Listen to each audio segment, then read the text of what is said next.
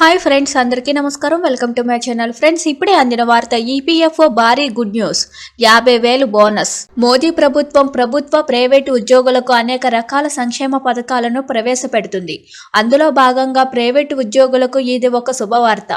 Employees provident fund organisation ఇటీవల ఒక కీలక ప్రకటన చేసింది. దీని ప్రకారం కొన్ని రకాల షరతుల కింద ఉద్యోగి 50,000 బోనస్ను అందిస్తామని తెలిపింది. భారతదేశంలో ఉద్యోగుల ఆర్థిక భవిష్యత్తును సురక్షితం చేయడంలో ఎంప్లాయీస్ ప్రొవిడెంట్ ఫండ్ ఆర్గనైజేషన్ అంటే ఈపీఎఫ్ఓ ముఖ్యమైన పాత్ర పోషిస్తుంది. ఈపీఎఫ్ఓ కొన్ని నియమాలు చాలా మంది ఉద్యోగులకు తెలియదు. ఈ నియమాలలో ఒకటి లాయాలిటీ కమ్ లైఫ్ బెనిఫిట్స్ ఒకటి అని చెప్పవచ్చు.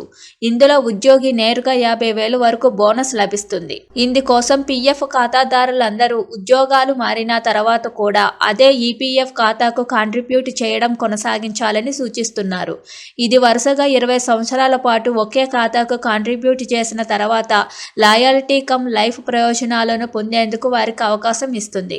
నిజానికి లాయల్టీ కమ్ లైఫ్ బెనిఫిట్స్ ద్వారా ఈ అదనపు బోనస్ మొత్తాన్ని ఈపీఎఫ్ఓకు మీకు అందిస్తుంది.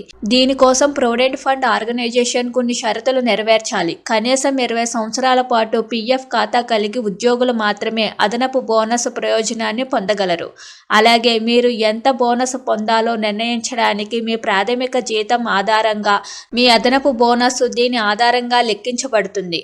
గరిష్ట బోనస్ 50,000 వరకు ఉండవచ్చు. ప్రాథమిక జీతం 5,000 ఉన్న ఉద్యోగులు సుమారు 30,000 అదనపు బోనస్గా పొందే అవకాశం ఉంటుంది. 10,000 ప్రాథమిక వేతనం ఉన్న ఉద్యోగులు ఈ మొత్తాన్ని 40,000 పొందుతారు. అంతకు మించిన వేతనాలపై బోనస్ మొత్తం 50,000 వరకు ఉంటుంది. బోనస్ పొందడానికి అర్హత కనీసం 20 సంవత్సరాల సర్వీస్ అని గుర్తించాలి.